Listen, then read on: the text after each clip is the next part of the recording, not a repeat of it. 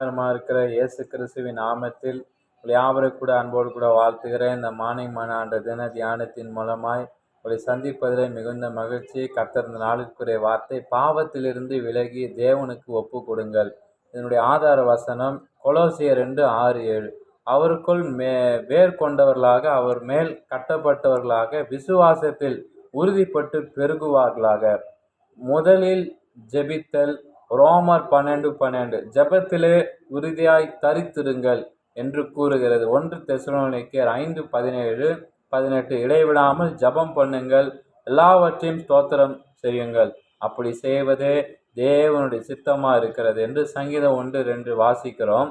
கர்த்தருடைய வேதத்தில் பிரியமாக இருந்து இரவும் பகலும் அவருடைய வேதத்தை தியானமா இருக்கிற மனுஷன் பாக்கியவான் என்று சொல்கிறது. மூணாவது கொடுத்தல். 1 கொரிந்தியர் 16:2 அவனவன் வாரத்தின் முதல் நாள்தோறும் வரவின் ஒரு பகுதியை கர்த்தருக்கு கொடுக்க சேர்த்து வைக்க வேண்டும் என்று கூறுகிறது. நாலாவது ஐக்கியம். சபை கூடி வருதலை சிலர் விட்டு விடுகிறது போல நாமும் விட்டுவிடக்கூடாது. நாமும் விட்டுவிடாமல் ஒருவருக்கொருவர் புத்தி சொல்ல கடவோம் என்று வலியுறுத்துகிறது என்று சொல்லி எபிரேயர் 10:25 வாசிக்கிறோம். அன்பானவர்களே, இப்படிப்பட்ட பழக்கங்கள் நன்மையானவை.